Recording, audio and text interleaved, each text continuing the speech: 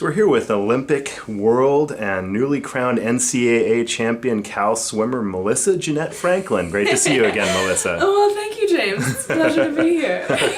So, Missy, starting back at the beginning, we have a clip of you swimming from when you first learned to swim as a little girl. Was swimming your idea, or was it something your parents encouraged you to do? And when did you really take to it? So it was really my mom's idea because she didn't learn to swim until much later in life. And to this day, she's actually pretty afraid of the water. And so she really didn't want me to be like that. So, I mean, I basically came out of the womb and they threw me in the water. They wanted me to be very comfortable. So did some mommy and me classes when I was 6 months old. And once they put me in, they couldn't get me out. And did you start winning right away, or was it a little bit of a transition? Oh gosh, no. There was so much. I just did it because I absolutely loved it. I did summer club and then moved to the year-round swimming, which I loved, and I just couldn't get enough of it.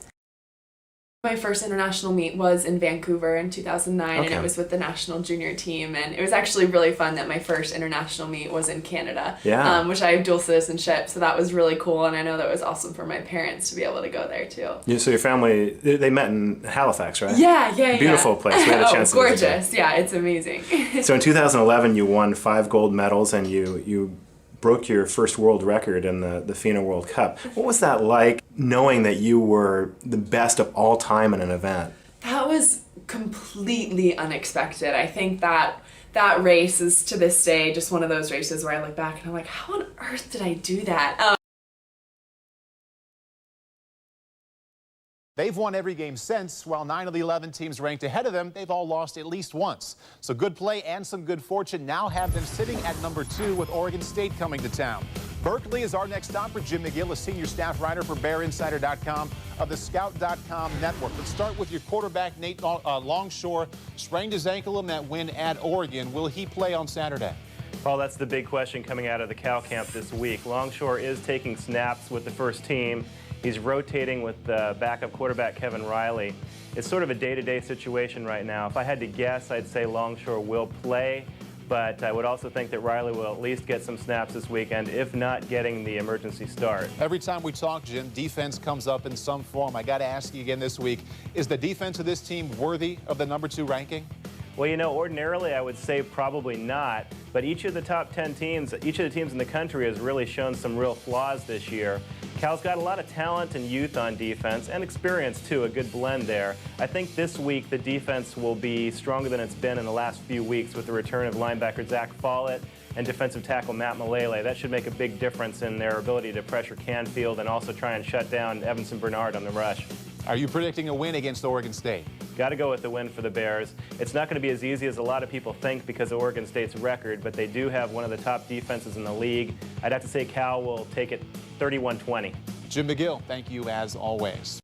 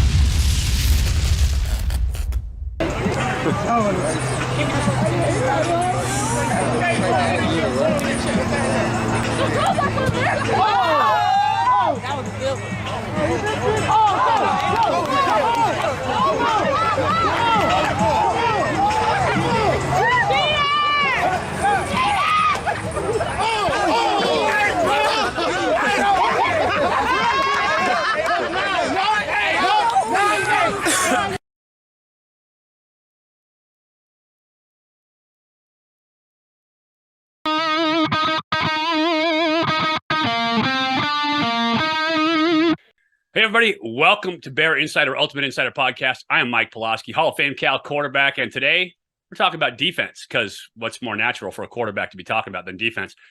But the Bears have something going this year. I think they got some talent across the board. We're going to talk defense with Jim McGill. Later on in the podcast, I'll be talking to Coach Wilcox. We're going to talk about a bunch of new faces, a bunch of guys that he has high expectations for, and also about how the injury to Brett Johnson affects the team. That's coming up. But right now, let's bring Jim in.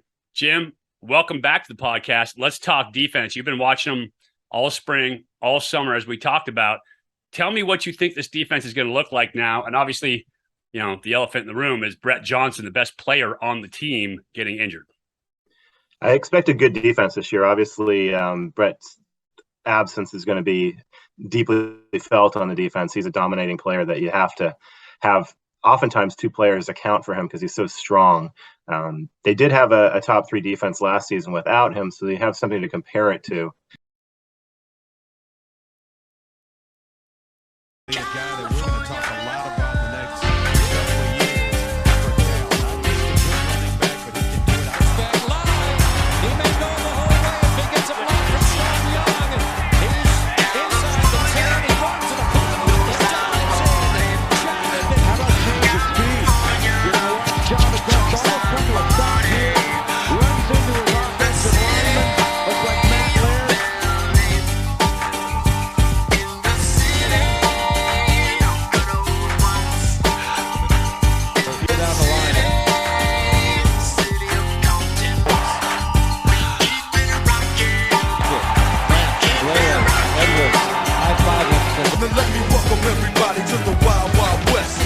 That's untouchable like Elliot Ness. The track hits your eardrum like a slug to your chest. Like a vest for your Jimmy in the city of sex.